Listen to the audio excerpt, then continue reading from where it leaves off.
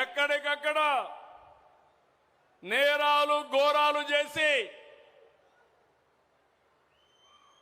దానికి రాజకీయ రంగు పులిసి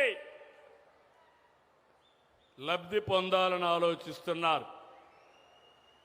నిన్న చూశారు విజయవాడలో ఒక సంఘటన జరిగింది.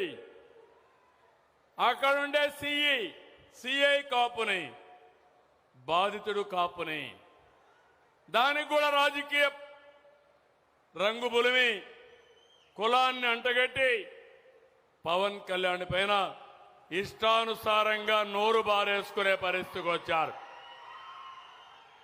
అదే నేను చెప్పాను, ఖబర్దార్ జాగ్రత్తగా ఉండండి. అనవసరంగా నోరు బారేసుకుంటే నోర్లు మూయించే శక్తి ఎన్డీఏకుందని చాలా స్పష్టంగా హెచ్చరించాను. అవునా కాదా?